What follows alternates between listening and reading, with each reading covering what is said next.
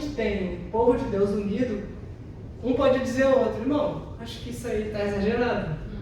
Quando nós consideramos outras pessoas na jornada, maduras também, nós vemos às vezes com uma ideia que para nós pode ser boa, mas só que outra pessoa vai estar ali para te dar aquela voz mesmo, sabe? Aquela vozinha que diz, irmão, de repente você podia ir por esse caminho, você podia fazer aquilo.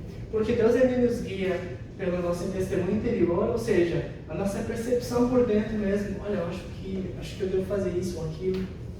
Deus, Ele nos guia pelo seu Espírito, quando nós estamos tendo o nosso momento de comunhão com Deus e nós temos uma percepção que é Deus nos direcionando para fazer algo. Somos guiados, não é tão comum, mas é bíblico, de Deus mesmo, com voz audível falando a você, te dando uma instrução, uma direção, contanto que todas essas formas que Deus usa para nos guiar estejam todas confirmadas na palavra de Deus. Então você teve um testemunho interior, você teve uma percepção pelo Espírito, você teve uma direção da voz do próprio Deus para você, e você olha na Bíblia e a Bíblia diz que não é bem assim, então não é bem assim, porque ela é o nosso guia. Amém. Então, quando nós temos uma ideia, uma percepção, ou até mesmo uma ideia de negócios, ou uma ideia pessoal para fazer, vamos consultar a palavra de Deus. O que a palavra diz a respeito disso? A gente, acho que o Pedro falou esses dias, mas eu sei que não foi ele que inventou, é que a Bíblia é mais moderna, mais atual do que o jornal de amanhã. Ela é base. E toda vez que muitas questões se levantam, por todo o decorrer desses séculos, e algumas ideias, alguns conceitos, e a ciência está falando isso, a ciência está a falar aquilo. Veja, eu estava recebendo informações aqui. Nós vemos que quando eles descobrem essa mais nova revelação do século, quando vai observar a palavra de Deus, já estava a falar isso há muito tempo. Então a revelação, na verdade, só demorou para chegar lá, mas pela palavra de Deus ela já estava disponível. Semana passada a gente aprendeu algumas coisas interessantes, não foi? Vocês lembram sobre quem que o Vinícius estava falando semana passada? Sobre Josué. Ele era um auxiliar, mas ele foi fiel no tempo que ele teve, naquela estação que ele viveu como auxiliar. Não que uma pessoa não venha a ser chamada para ser auxiliar. E o reino precisa disso. Pessoas que elas estão ali, olha, eu tenho a minha visão é colar nesse homem de Deus ou nessa mulher de Deus e fazer o que Deus colocou no coração dele acontecer. Então, muitas vezes, a gente vê um ministro, alguém faz uma coisa grandiosa, mas no reino espiritual, aquela pessoa não está sozinha naquela construção. Na verdade, por via de regra, nunca é. Quando nós vemos o ministério Reinhard Bonk, ele alcançou centenas de milhões de pessoas, principalmente na África, um homem que esteve à frente de presidentes em todo o mundo. Só que a gente sabe que Reinhard Bonk não fez nada disso sozinho. Ele precisou de uma equipe com ele, pessoas que estivessem ali. E você acha que o galardão daquele que foi chamado para se auxiliar do Reinhard Bonk vai ser menor? Vai nada. Se ele foi fiel em tudo que ele fez naquele tempo, ele vai receber, ou ela, o galardão sobre aquilo. Então nós precisamos entender a nossa posição. Eu falei isso várias vezes em outros cultos. Nossa posição em Deus, nosso propósito. Mas também precisamos entender as estações e os tempos para que isso se realize. Vocês concordam comigo que antes de ministrar para milhões de pessoas em Reinhard Bonk, para quem não conhece, é um evangelista, procure lá no Google. Ele foi para o Senhor ano passado, retrasado, mas ele, não sei antes, acho que foi até no ano passado, que ele teve uma reunião de líderes mundiais, onde ele fez a oração de abertura, onde tinha lá o presidente do Brasil, o presidente dos Estados Unidos, o homem sentado numa mesa a mesmo nível. Então, virar um presidente para ele seria retroceder, seria ir um passo abaixo. Ser o que Deus te chamou para ser, a melhor posição que você pode estar. Amém. Mas eu queria colocar aqui, esse homem de Deus que alcançou tantas pessoas, ele não começou ministrando para milhões. Ele começou ministrando em toda a oportunidade que ele tinha. Pessoas aceitaram, receberam Jesus como Salvador num diálogo com ele. Após um culto que ele visitou, conversaram, puderam ser iluminados pela palavra de Deus. Eu citei o exemplo dele aqui, não sei porquê, mas são pessoas que foram chamadas e reconhecem a posição que elas estão, reconhecem que elas estão fazendo o que Deus chamou elas para fazer, e elas são felizes com isso. Então a gente viu semana passada sobre Josué, que ele serviu com alegria a posição que estava aberta para ele, um auxiliar. Mas ele não foi qualquer auxiliar, ele foi um auxiliar fiel, alguém que estava ali junto, pegou junto, onde ele falava a mesma coisa que Moisés falava. Se Moisés ele dizia, vamos para esse lado, ele estava lá. Moisés dizia, a terra manda leite e mel, como Deus falou, vai ver. Então ele voltava, era importante, realmente, Deus, como Deus falou, ela manda leite e mel, e realmente, como Deus falou, vamos conquistá-la. É a consciência daquilo que você é e daquilo que Deus falou e a posição que você exerce. Graças a Deus, porque Deus ele nos guia, nos conduz em paz e alegria. Eu quero convidar vocês para lerem comigo em Eclesiastes, que você pode abrir. Olha só que interessante, é só o versículo 1 do capítulo 3.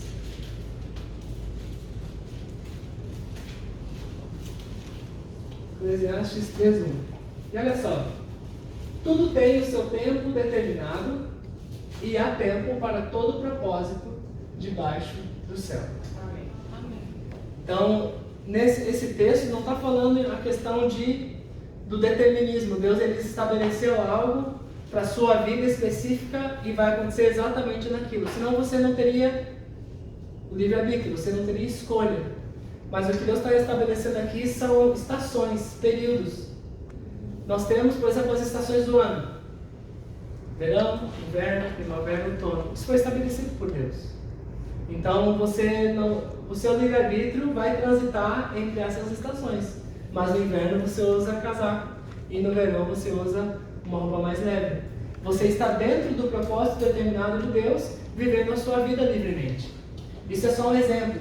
Mas um outro exemplo, um pouquinho mais complexo. A igreja do Senhor vai ser arrebatada. Amém? Amém. Quem aqui é parte da igreja? Amém. Vai ser arrebatada. Vai chegar um momento onde Deus ele vai levar os seus. Mas só que quem vai ser igreja, aí é com você. Você vai se colocar na posição de ser igreja. A igreja vai ser arrebatada de todo jeito. Isso não tem livre-arbítrio que arranque isso. É uma coisa determinada por Deus. Deus vai levar os santos no dia final, vai ser salva a igreja. Mas só que quem vai ser igreja é uma escolha exclusiva da pessoa. Aceita ou não a salvação disponível em Cristo Jesus. Vocês estão me acompanhando aqui? Amém. Então, existem coisas. Então, tudo tem o seu tempo determinado. E há tempo para todo propósito debaixo do céu. Quando Deus fala em propósito, tem outra questão também. O propósito de Deus para a sua vida. Deus ele planejou e preparou cada um de nós para um propósito específico. Algo que se você não fizer, vai ficar em falta. Deus ele chamou você para algo exclusivo para a sua vida. Então não podemos ficar muitas vezes procurando, eu não sei qual é o meu propósito, o que eu faço, eu não sei o que eu vou fazer. Ou às vezes sabe o propósito e não sabe o que fazer agora. Ou às vezes, eu entendi, acho que eu vou fazer isso, mas o outro está fazendo uma coisa tão mais gira. O que eu gostaria de fazer? Uma coisa é a gente entender a magnitude que tem o propósito de Deus com as nossas vidas e saber que se Ele colocou isso, Ele desenhou isso, Ele planejou isso, então isso com certeza, sem dúvida alguma, tem muito valor. Amém. E Ele capacita aquele que Ele chama para um propósito específico. A gente vê hoje aqui um carro, que a gente chama off-road. Ele é melhor do que um carro feito para a estrada? Um carro de rally, ele é melhor do que um carro que foi feito para a estrada? Não. O carro da estrada é melhor do que o carro do rally? Não. Agora, por mais potente que o carro de estrada possa ser, coloca ele numa estrada de chão, numa subida. Ele sobe? Não sobe. Porque ele não foi desenhado para isso. E não tem muita gente desenhada para voar em autoestradas. Está tentando subir morro. Está tentando fazer coisas que Deus não chamou para fazer. Ou até mesmo não é o tempo de fazer aquilo. O que eu quero chamar vocês a atenção hoje a gente conversar um pouco sobre estações, sobre tempos, sobre você discernir a velocidade que você vai fazer algo e a sequência que vai fazer e como vai fazer. Tudo isso importa. E a gente sabe que Deus ele chamou pessoas específicas para coisas específicas. Por exemplo, vamos lá para 2 Timóteo 4:7. 2 Timóteo.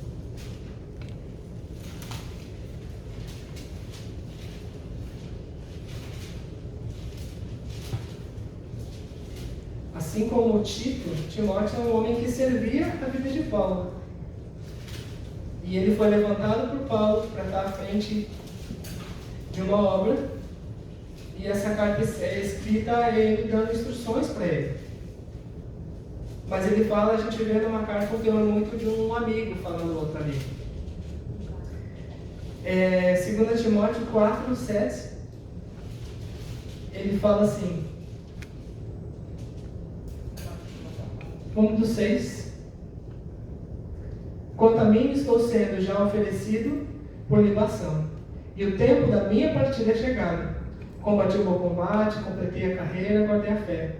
Já agora, a coroa da justiça me é guardada, e a qual o Senhor, reto juiz, me dará naquele dia, e não somente a mim, mas também a todos quantos amam a sua vida.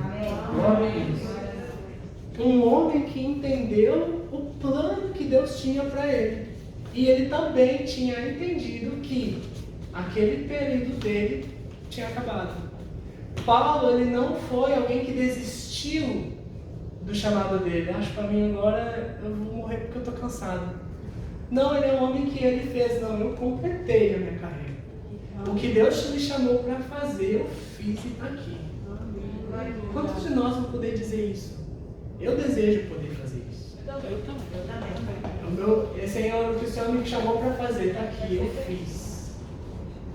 Não é triste quando a gente vê alguém que acaba se afastando dos caminhos, a gente sabe que aquela pessoa tinha um chamado para uma coisa grande. Ou Deus ia fazer algo maravilhoso naquela pessoa, e por questão de não discernir as estações, não discernir o tempo que aquela pessoa desistiu. Muitas vezes os mineiros, por exemplo, cavam e desistem, porque já cavaram demais. Mas só que eles não sabem que 10 metros mais abaixo estaria o ouro que eles estavam à procura. Se você está fazendo algo que você tem convicção que Deus chamou você para fazer, não pare de cavar até você ver o brilho. Amém. Às vezes alguém diz assim, não, Deus me chamou para fazer tal coisa. E aí chega a dar 1 mês e meio, 2, 3. Aí a pessoa diz, não, eu vou fazer outra coisa. Mas Deus não chamou você para fazer isso? Você falou, estava. Não, eu estou percebendo que é para fazer outra coisa. Ou das duas, uma. Ou você se enganou quando que Deus supostamente falou com você há 2 meses atrás, ou você está enganado agora. Porque Deus ele não tem 2 vontades, ele tem uma só.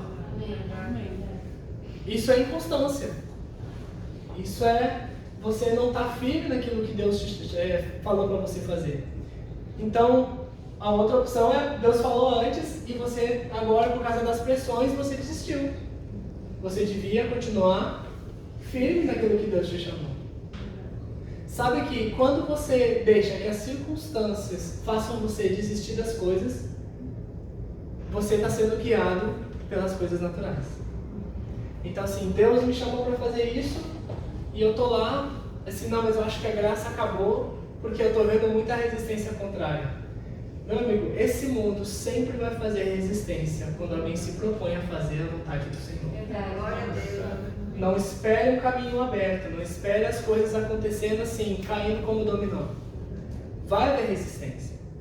No entanto, nós não dependemos desses feedbacks do mundo para saber que Deus está nos direcionando. Se Deus chamou a gente para fazer algo e houver uma resistência aqui ou ali, a gente precisa ser guiado para entender qual a resistência natural e qual a espiritual. Existe uma resistência natural que, por exemplo, uma documentação para algo, um espaço que não pode ser utilizado, alguma coisa assim, um assado, ou algum tipo de conjunto de coisas que estão ali a impedir, que é só uma coisa de administrar. E existe aquela resistência espiritual mesmo. E essa a gente derruba por intermédio da oração. Não seja guiado pelas circunstâncias. Se você tem algo no seu coração e se levanta aquela resistência, fique firme, consulte o Senhor. Porque o mesmo Deus que chamou você para algo é o Deus que vai dar meios para você realizar isso. Aleluia. Não precisem ficar com aquela tensão, aquela perturbação. E agora como eu faço? Não foi Deus que falou? Vai chegar. Amém. Glória a Deus. É difícil. É muito difícil. Quando você realmente se é desafiado em áreas onde você é mais sensível. Mas deixa eu falar uma coisa para você. O nível de dificuldade ele diminui com o tempo. Amém. Amém. Só que o nível do desafio aumenta. Aleluia. Porque nós somos pessoas que avançam e progridem. Vou abrir um parênteses aqui para vocês. Já ouviram a expressão tempestade em copo d'água? Quando que usa essa expressão? Alguém está exagerando algo que é pequeno, não é? Mas só que, sabe que a gente vê, principalmente na internet hoje, pessoas reclamando de uma coisa que a gente olha e para nós aquilo ali não tem valor nenhum. Aquela pessoa está fazendo uma... Mas só que dentro da realidade dela, aquilo é difícil ou é importante.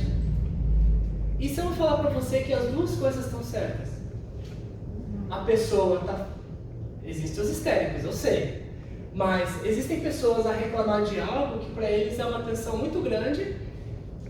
E a outra que observa e acredita que aquilo lá não é tão ruim assim. As duas pessoas podem estar certas. Por quê? Cada uma está olhando a mesma situação pelas suas próprias experiências. Então, quando você passa... Vamos fazer um exemplo aqui. Mateus, filho da Marina. Começou na escola aqui em Portugal, né? Lindo, né? Agora, pega o outro Mateus. Está estudando também, né? Os problemas matemáticos que o Mateus pode achar difícil agora, são difíceis para o Mateus? Não. Agora, quem aqui fez alguma pós-graduação em alguma coisa assim? Ou alguma faculdade? A Jana fez faculdade, né, Jana? E o Gleison também. Os problemas matemáticos que o Mateus enfrenta são difíceis para vocês? Alguns são, né? Porque não estudam. Mas quando você estava a estudar e as coisas estavam a borbulhar, aqueles problemas matemáticos faziam o Mateus aqui ficar sem dormir um ano. Porque dentro das experiências de cada um deles, eles estão vivendo os seus próprios desafios. Então, quando a gente passa por isso, a gente passa por um período onde você está sendo provado, desafiado. Mas só que uma vez que você vence isso, você alarga, ou seja, você equilibra, atualiza o seu nível de resistência.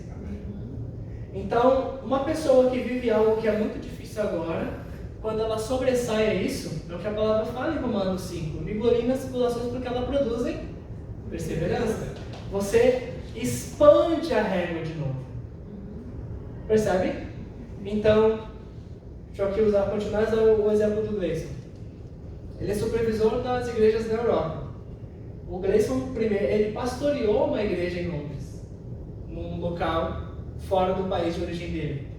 O Gleison, antes disso, ele estudou numa escola de missões, de ministros, fez a Rema, muitos aqui estão fazendo a escola bíblica, se preparou.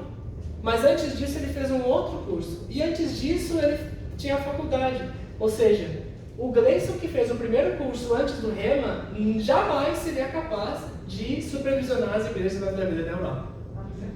Mas o homem que senta aqui à minha frente faz isso muito bem. Então não é porque você não consegue fazer algo agora, que quer dizer que você não vai ser capaz de fazer isso ali na frente. Não olhe aquilo que Deus colocou para você com as regras e com as medidas, com a resistência que você tem agora. É por isso que muitas pessoas acabam desistindo, porque quando vem o prisma total das coisas, pensam, não vai dar, eu não vou conseguir. Só que a gente sabe que as estações, elas estão determinadas para todo o propósito. Mas o que eu faço enquanto eu não tenho a clara direção do que eu vou fazer lá na frente? Procura a clara direção para o que você tem que fazer agora. Muitas pessoas substituem isso. Entram num lugar que é, numa estação que é de frio, usando regata. Vai trazer desconforto. Mas isso pode matar você. Pode até aguentar um tempo. Mas isso pode matar você. Esse é um desconforto onde você está na estação errada, vestindo as roupas erradas, os equipamentos errados. Mas existe um outro desconforto, que eu ouvi esses dias, eu não lembro se foi o apóstolo Luto que falou. Desconforto onde você pega um vasinho e coloca num vaso apropriado para ela, onde vai ter mais nutrientes. Aquela florzinha, ela tende a murchar, porque ela foi trocada de um lado para o outro e ela está vivendo um desconforto. Existe esse desconforto, que é a mudança de fase. E isso é bom, isso acontece. Você está numa fase de preparação. Mas uma vez que você se estabelece, uma vez que você começa a tomar os nutrientes daquela estação e começa a chegar as provisões de Deus para você nessa nova fase, você vai conseguir ver que vai conseguir produzir com mais facilidade. Amém. Mas você precisa continuar firme na palavra que você recebeu. Amém. Amém? Hebreus, no capítulo 12, no versículo 1, vamos trazer um pouquinho mais de base para essa exclusividade do plano de Deus para a vida de cada um. Hebreus 12, 1 diz assim: portanto, também nós, visto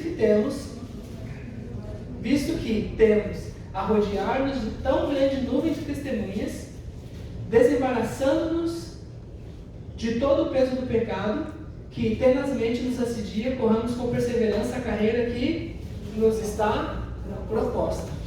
Deus ele coloca para você um caminho, uma carreira para você seguir. Então, Deus ele coloca o caminho, ele propõe esse caminho. Mas só que você só aceita se você quiser. Esse é o negócio. Você pode entrar de cabeça ou você pode sair e você seguir a margem. A margem. Né? Você viu a marginal. A margem daquilo que Deus quer para você. Paulo ele entendeu isso, ele fala: eu corri essa carreira e eu estou feliz, eu entreguei, guardei minha fé.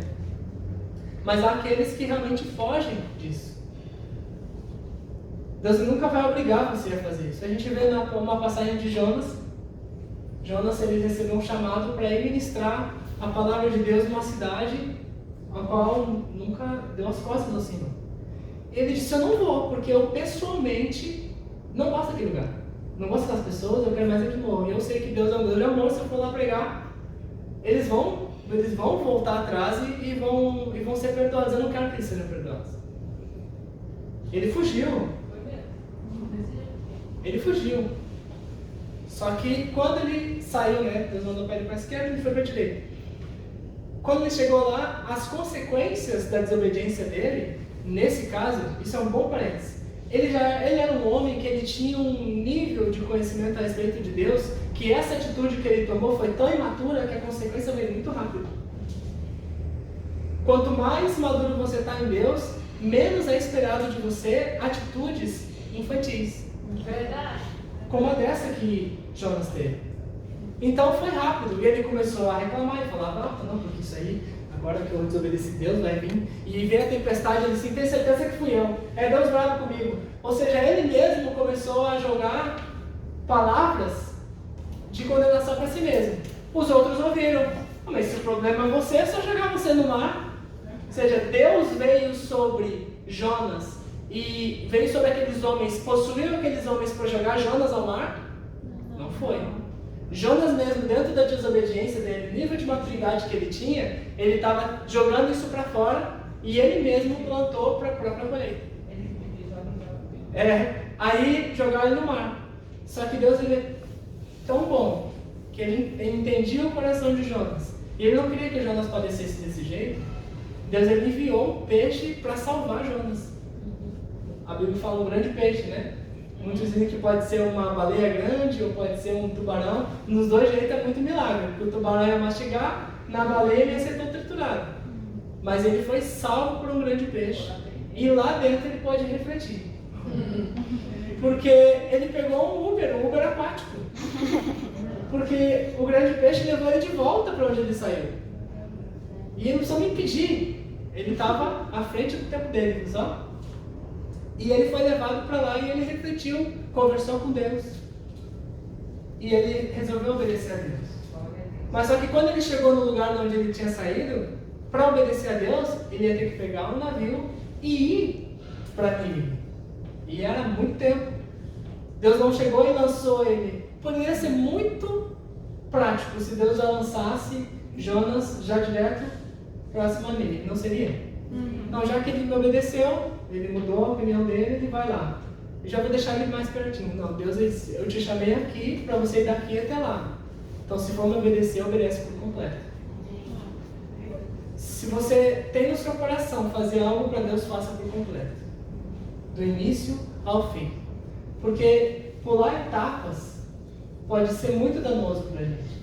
Como eu estava falando, quando a pessoa queima etapas, queima fases, você pode destruir não só a fase que você está, como afetar toda a sua jornada. Porque você quis fazer algo que não era para aquele tempo. Não, mas Deus me chamou para fazer isso, para pastorear uma igreja. Vou colocar assim, Deus me chamou para pastorear uma igreja.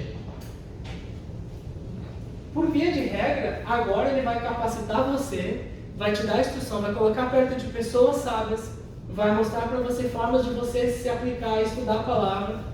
Você vai estar debaixo de uma autoridade espiritual, de alguém que vai aconselhar você, e no momento certo, no momento oportuno, na dispensação dos tempos, você vai entrar dentro daquilo que Deus chamou para fazer. Alguns é mais rápido, outros é mais devagar, mas não é porque nós estamos contando o nosso tempo, isso quer dizer que algum está no tempo certo ou no tempo errado. Não. Aquele que levou mais tempo, pode ser que Deus esteja utilizando ele para tocar em outras vidas ao longo do tempo. Agora, outro que Deus ele pode colocar mais rápido dentro desse chamado, por uma questão de que Deus é Deus, a administração é dele, aquilo que ele dá conforme a sua sabedoria, e ele entende que é tempo daquela pessoa iniciar mais cedo. Então não meça o sucesso dos outros pelo aquilo que Deus tem mostrado para você agora. Se Deus chamou os dois juntos, e um entrou no chamado 10 anos depois, e serviu todo esse longo, e o outro 2 anos, não existe uma corrida aqui. Não é pelo tempo, não, mas a gente se formou junto na escola, e o irmão já visitou 10 países como missionário, e eu nem saí aqui do país. Mas esse tempo que você está aqui, se você está servindo ao Senhor, você é tão bem sucedido quanto aquele que tem feito o que Deus chamou ele de fazer lá. Temos que parar que foi a Raquel ministrou, né, no Clube das Mulheres, livres da comparação. Isso é destrutivo. É destrutivo. E olha que eu vi um vídeo de um rapaz que não é cristão, vi no Instagram, e aquilo ali mudou minha vida. Ele falava assim: eu tenho 30, não sou formado. Tenho um primo que se formou com 22, mas não começou a carreira dele até os 33. Eu já tenho um outro que resolveu fazer a faculdade com 40 e hoje está muito bem, obrigado. O Obama encerrou a carreira política dele aos 55 e o Donald Trump começou aos 70 e tantos. Cada um tem, segundo aquilo que Deus propôs, a capacidade, aquilo que você tem sido guiado, cada um tem algo específico para você. O tempo não é um tempo pré-definido pela sociedade, é o tempo que Deus deu a você. Isso me libertou demais. Porque eu digo assim, colocou as peças encaixaram melhor. Porque eu vou viver a carreira que Deus tem para mim. Não interessa quem está do meu lado. E se a gente for se comparar, sempre vai haver alguém que aparentemente está no nível mais alto, isso é certo. Quanto mais olharmos para o lado, mais vamos ficar arrogantes, ou vamos nos sentir inferiores. Agora, se você olha com a lente de Deus, você vai poder sim avaliar a si mesmo e saber a que ponto você está. Aquilo que você pode apertar, aquilo que você pode flochar. Amém? Amém. Lá em Mateus 26, 39. Essa é a questão. Então Deus ele nos dá o propósito, Deus nos dá o tempo. Então a nossa parte é só esperar, mais ou menos. Mateus, capítulo 26, no versículo 39.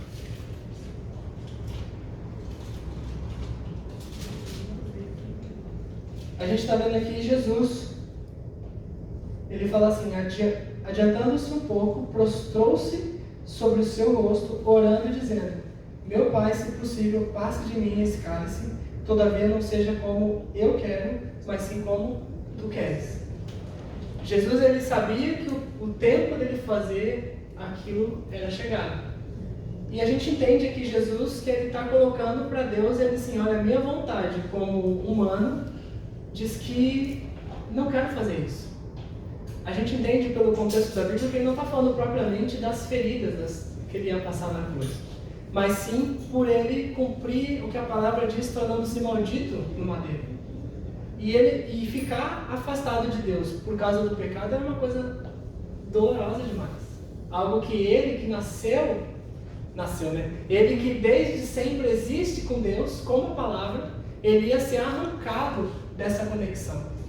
Isso é uma coisa que nós não temos condição de colocar. A dor maior que eu possa pensar é de um pai perder um filho, que hoje eu entendo. Mas só que no caso ali, é uma esfera muito maior, porque eles existem desde a eternidade. Mas só que Jesus ele fala, olha, que não seja feita como a minha vontade, mas sim a tua. Isso é uma oração de consagração. Então quando nós estamos para discernir os tempos, as estações de Deus para a nossa vida, nós precisamos ter esse tempo de consagração ao Senhor. Senhor, está aqui a minha vida. É assim, é assado. O que eu quero é isso. Mas eu entendo que esse desejo é um desejo muito abaixo daquilo que o Senhor tem para a minha vida. Você faz a escolha de ter o que você quer agora, ou você faz a escolha de fazer o que Deus quer para a sua vida, e até o que você nem sabe o que quer vai ser te dado. Amém. Deus ele nunca vai deixar você padecer, ou nunca vai deixar você receber menos daquilo que você dispõe a Ele. Deixa eu colocar melhor. Se você tem um desejo no seu coração ardente, de uma coisa que é lícita, que está em Deus, e você abre mão disso para servir ao Senhor, a palavra fala que Ele vai te dar 100 vezes mais. Por exemplo, na família, os seus bens, as suas conexões. Deus ele vai onde você chegar, Deus ele vai te dar isso e muito mais.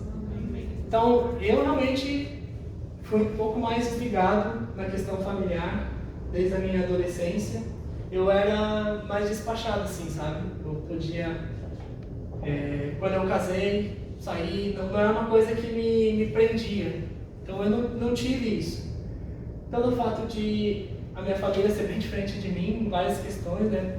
Não nasci num lar cristão, ou seja, eu acabava indo para a igreja e acabava desenvolvendo amizade com colegas cristãos, buscava, sempre convidei eles, todos eles visitaram a igreja, todos eles tiveram reuniões caseiras em casa, todos eles, quando eu ia ministrar em grupos caseiros, visitaram comigo.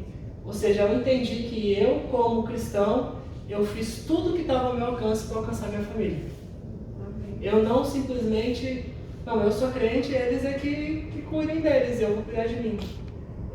Então eu posso dizer que eu fiz tudo que estava ao meu alcance para alcançar minha família.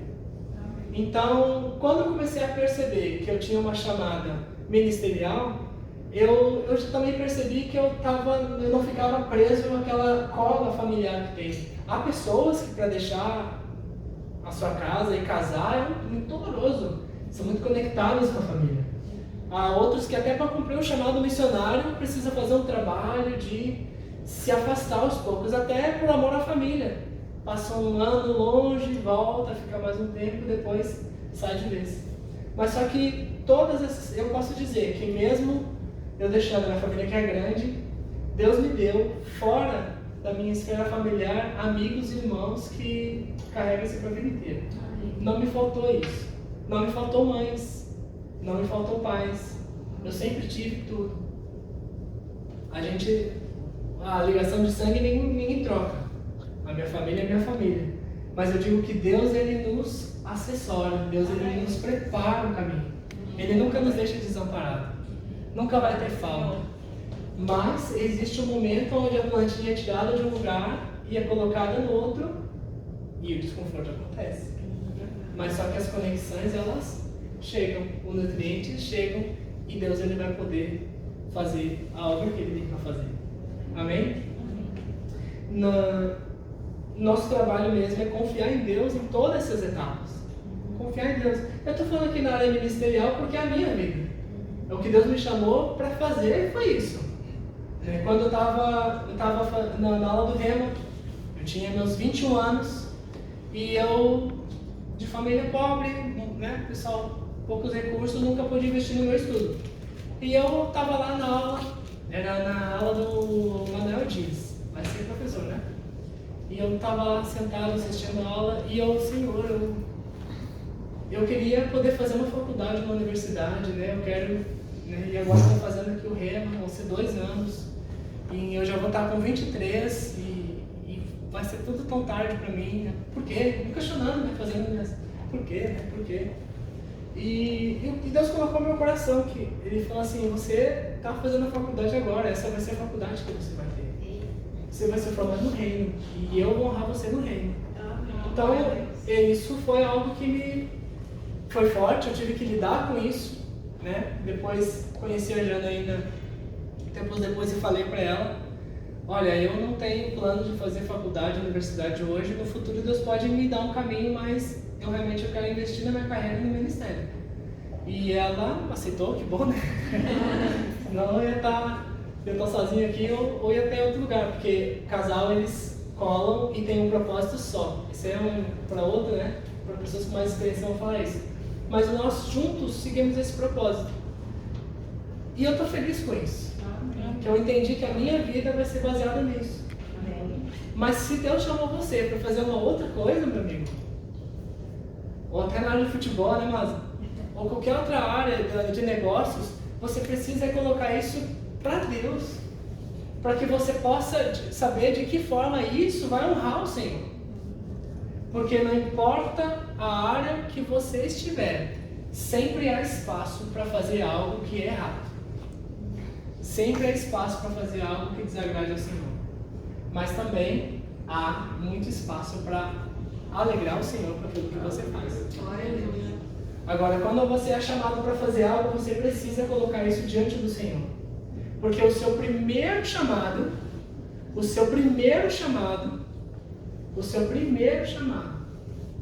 é o da grande comissão. Amém. É você ser um mensageiro de Cristo nessa terra. Amém. Isso é algo que todos têm, independente do nível de maturidade que você está. Você é chamado para pregar o reino.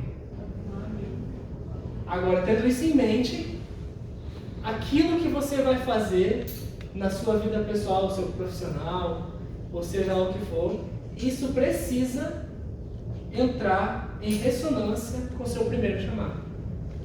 Porque ou você pega o caminho todo, ou nem entra. Não. Entra, mas escolhe o caminho inteiro. Escolhe tudo. Porque você vai poder receber de tudo também. Então não faz muito sentido para mim, pessoal, quando eu falo assim, o meu trabalho secular é esse. O seu trabalho, ele é santo o tempo inteiro. Não deixa de ser cristão quando você está na sua fábrica. Você não deixa de ser um mensageiro do Evangelho quando você está no restaurante que você trabalha. Você precisa entender o tempo de fazer cada coisa. Você não vai ser desequilibrado e sair no meio do restaurante e dizer, todos que vocês estão comendo aqui, eu sou garçom, oi, Jesus te ama. Isso é errado. Ia ser muito legal, mas é errado. No entanto, se Deus mandar fazer, claramente faça.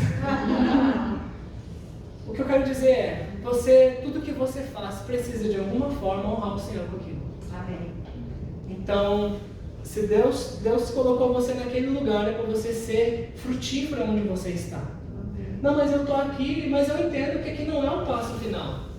Não é para onde Deus quer me levar. Então, nesse ponto, você precisa ser fiel no que você está fazendo. Nem que seja com a alcunha de auxiliar. Mas e se você foi chamado para ser auxiliar? Então, comece sendo auxiliar do auxiliar. E honre essa posição. Faça isso com amor, faça isso com carinho. Então, quando eu quero servir a Deus, eu acredito que eu tenho o chamado da palavra. Então, não vai ser dado um microfone para você na sua primeira semana, mesmo que o chamado seja forte. Porque nós temos cuidado com o que é dito aqui. E a gente entende que ministérios que não valorizam o que é dito para todo mundo aqui, são ministérios que acabam perdendo a sua essência, perdendo a sua identidade. Então a gente tem muito zelo por que é ministrado aqui. No entanto, meu amigo, o púlpito é onde você estiver. Amém. Você é um púlpito vivo para ministrar a Deus. E se você entende que o seu chamado não é para ministrar para pessoas, continue fiel no que você está vendo, está a fazer. E veja bem, ministrar o Senhor, ministrar o Evangelho não é só quando você está com palavras. Quando a sua vida ela está fazendo aquilo que Deus chamou você para fazer, você está ministrando. Se você, nossa, eu tenho uma habilidade com decoração. Então, honre a Deus decorando a igreja nos eventos. Ensine pessoas a fazer isso também. Ensine a igreja de crianças, os professores a fazer um artesanato, um giro. Sirva o Senhor com aquilo que você entende que já está disponível para você. Não perca tempo pensando no que é lá na frente. O que é lá na frente está reservado ao Senhor. Seja fiel no que Deus chamou para fazer agora. Amém? Então vamos ali para voltar então para Eclesiastes 4.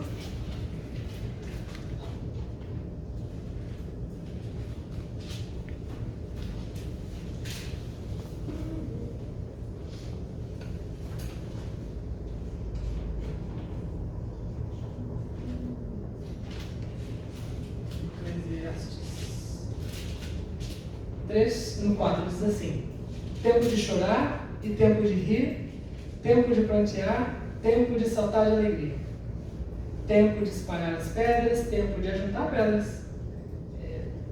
Não é legal ajuntar e espalhar pedra, né? Mas tempo de abraçar, tempo de afastar-se de abraçar. E isso a gente está vendo agora, né? É verdade. Tempo de não abraçar, mas o tempo de abraçar vai chegar. Amém. Então, siga a estação que você está. Então, tempo de usar máscara, tempo de não abraçar, mas gera expectativa por tempo de abraçar. Tempo de buscar o tempo de aperfeiçoamento, tempo de buscar tempo de buscar e tempo de perder. Foi aqui. Tempo de guardar e tempo de deitar fora. Tempo de rasgar e tempo de coser. Tempo de estar calado e tempo de falar. A gente vê aqui que o escritor ele coloca algumas coisas. O que ele está dizendo basicamente tem hora para tudo. Amém. Tem hora para tudo. Tem hora para falar e tem hora para se calar. Às vezes você vai ministrar o Evangelho quando você fica quieto, sabia? Não vai trazer escândalo para ninguém. Lábio longo, sabedoria nas palavras. Entenda o tempo. Agora, muitas vezes a gente já percebe pelo próprio Espírito quando uma estação está chegando no final. Quem é que entende que a estação de estar no hotel está para terminar? Aleluia! Eu percebo isso. É hora da gente avançar. Amém? Amém. As pessoas que estão a chegar aqui já querem servir, já querem contribuir, já querem avançar, quer chamar mais pessoas. E um hotel foi muito bom para o tempo. Quando nós estávamos reunidos, ou na minha casa, ou na casa do Francisco, nosso coração não vibrava de alegria quando a gente falava de ir para o hotel? Agora, quando a gente fala em hotel, a gente já fica... fala para de novo, eita! A gente consegue. Isso é uma estação que nós percebemos a mudança todos juntos, porque estamos em unidade, estamos em família. Agora, diminui isso e coloca algo bem no seu interior, na sua vida, no emprego que você está, nas amizades que você tem. Vai entender? Você perceber o tempo de manter ou de afastar dessas coisas. Amém? Amém. Só que, quando nós estamos a viver isso, geralmente, se você não está conectado com Deus, não tem consagrado isso, você fica às vezes procurando sinais terrenos para satisfazer o seu desejo de ter convicção do que você está fazendo. Você está ali e você não sabe se deve ir ou se deve voltar, e fica procurando sinais. Deus ele pode até usar sinais, como o profeta, por exemplo, um dos 5 dons ministeriais que edificam o corpo de Cristo. São pessoas que são chamadas, que são voz de Deus para a sua vida, mas mesmo o profeta só vai confirmar aquilo que Deus já falou no seu coração. Então você precisa realmente discernir e confiar no Senhor, para que você entenda, pelo seu Espírito, a hora de ir e a hora de ficar, a hora de abrir um negócio, a hora de fechar esse negócio, a hora de mudar de cidade, a hora de mudar até de igreja. Você entende que uma igreja não é dona de você, nós não somos donos nem de vocês. Se vocês perceberem claramente que Deus está levando vocês para outro lugar, se é Deus falando, meu amigo, faça. Agora, se está em outra igreja e Deus chamou você para vir para cá, faça também, 2 vezes. Traga bastante gente. O que eu quero dizer é que Deus ele vai guiar você no pessoal. Não procure em outros a confirmação daquilo que você precisa ter a certeza dentro. Então, não, Deus me chamou para estar aqui para servir, mas se mudou, e agora tudo é difícil, não consigo emprego, não isso, não aquilo. Deus chamou você para estar aqui? Se Deus chamou, se sustenta nessa palavra. As portas vão se abrir, de um jeito ou de outro, vão se abrir. Deus ele é fiel.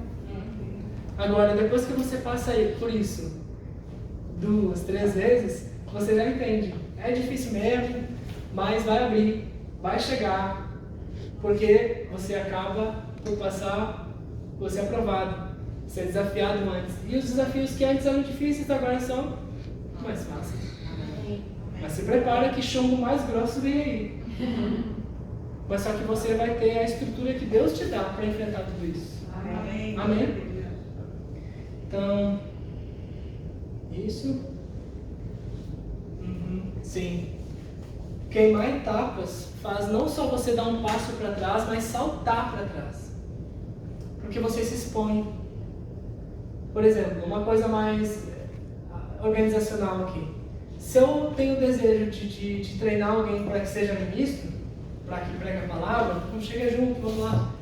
Eu não vou expor essa pessoa para um grande público tão cedo, porque isso vai fazer essa pessoa queimar algumas etapas e outras pessoas vão olhar essa pessoa pensando assim, mas não ministra direito, mas ali 1 ano depois essa pessoa está muito bem, mas só que já está com aquela imagem marcada.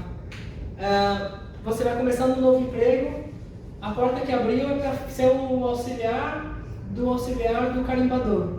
Mas você sabe que você é um carimbador profissional, mas não tem essa vaga ali. E a porta que abriu foi a do 2º auxiliar. Só que quando você está lá no meio, você pega escondido, pega o carimbo, não, eu sei carimbar, quer ver? Sem autorização. Você queimou uma etapa, não queimou? Então, além de você parecer uma pessoa que não tem submissão, você parece uma pessoa arrogante, e ainda que você tenha feito bem, você vai ficar marcado como uma pessoa que não é confiável. Você não esperou a oportunidade de sair. Não esperou aquele dia e disse, o carimbador não veio, o que a gente faz? Eu sei carimbar. Tá entendendo? A porta ela vai se abrir para você. Então, seja sábio em tudo aquilo que você faz e entenda que às vezes você dá mais velocidade não quer dizer que você vai ir mais rápido. Pode ser que você pode estar atrasando as coisas. Então permaneça nessa linha. Você não pode dar uma motocicleta motorizada para um jovem de 12 anos. Isso é errado. ela, ainda que possa ter uma certa habilidade, não é tempo.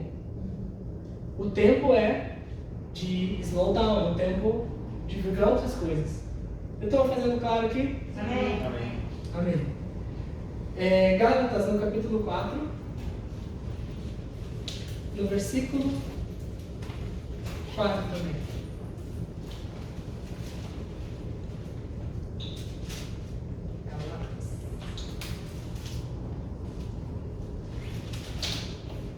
Aleluia. 4:4. Vindo, porém, olha só que interessante. A plenitude dos tempos, Deus enviou seu Filho, nascido de mulher, nascido sob a lei, para resgatar os que estavam sob a lei, a fim de que recebêssemos a adoção de filhos. Eu estou a falar aqui nós, como seres humanos, para que nós entendamos as estações e as dispensações para fazer as coisas.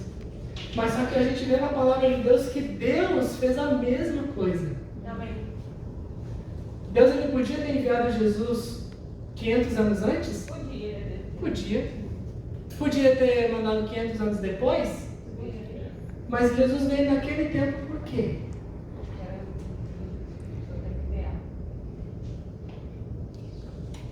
Era a hora certa. Tá, mas por quê? Quanto que tem? Quanto tem? Já fez.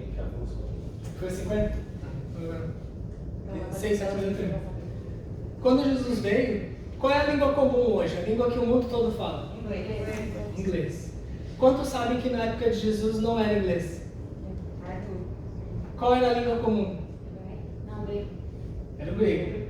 Mesmo em lugares onde não se falava grego como língua materna, falava-se grego porque tinha um império que estava pairando sobre a terra naquela época. Qual era o império? Romano. Então, quando o império está em vários lugares, né, estendido em vários lugares, ele precisa de uma língua, né? Então, o grego era falado em vários lugares, mesmo em lugares onde o grego não era a língua materna, mas só que os murais estavam escritos em grego, os papiros eram escritos em grego, as instruções eram dadas em grego, as pessoas turistas para falar um com o outro em grego. Ou seja, nós temos ali uma língua que se o evangelho, se a palavra de Cristo estivesse na boca das pessoas, não ia ter fronteiras linguísticas. Mas isso não aconteceu nos impérios antes, aconteceu no Império de Roma, porque ele era muito organizado.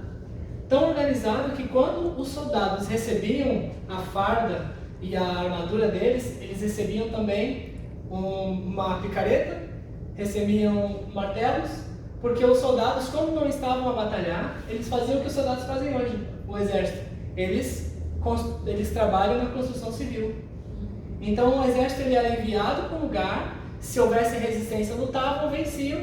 Aí agora acabou a guerra, ok, você não vai para casa descansar, agora você vai construir uma estrada daquela cidade até a capital. Então os soldados eles passavam mais tempo construindo estradas do que lutando. E com as estradas melhores, o que funciona melhor? Trânsito, o correio, as mensagens. Alguém que fosse levar uma carta de Paulo 500 anos antes, essa carta ia chegar meses depois, porque ele ia ter que passar por rios que não tinham pontes, ia ter que passar por florestas que estavam fechadas. Mas só que nesse tempo que Jesus veio, havia-se uma língua comum, estradas que conectavam o reino inteiro, e havia a velocidade da mensagem se propagar. No tempo certo. Agora, muitos dizem, Deus tem pressa, Deus tem pressa. Eu tenho dificuldade de ver em que contexto, né?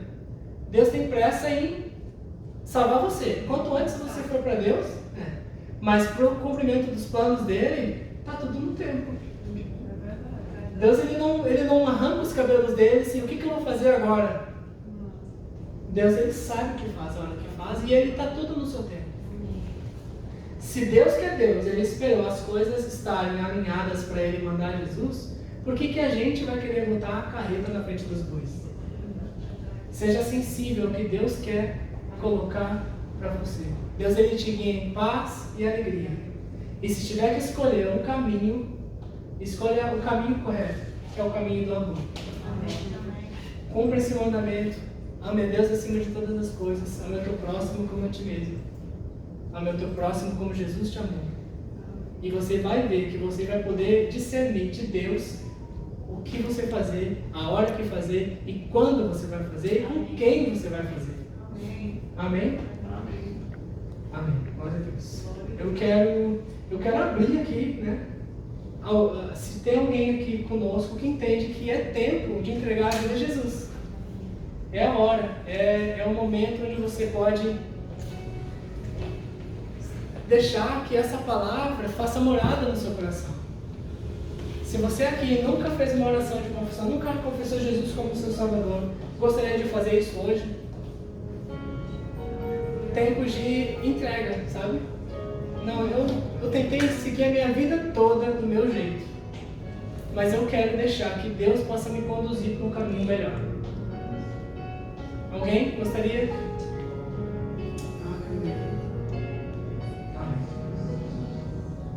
Tá. Tem alguém aqui que está com uma dificuldade, alguma dor, uma doença, que está sentindo um desconforto? A gente pode orar por você agora. Alguém? Uma dor, alguma constipação? Não? Glória a Deus. Amém. Então, obrigado. Deus abençoe sua vida e seja abençoado na prática da palavra. Se você puder colocar, não foi uma mensagem que você vai sair daqui dizendo, nossa, a revelação do momento, mas essa palavra, quando cai no coração, ela pode salvar sua vida em tantos níveis diferentes. E o trabalho do pastor é dar esse arroz com feijão mesmo. Eu prometo que vou convidar muita gente top aqui para mim. Um beijão aqui, ó. Beijão aqui para nós tomar tudo. Amém? Mas essa palavra é uma palavra que realmente salva a nossa vida. Amém? Amém.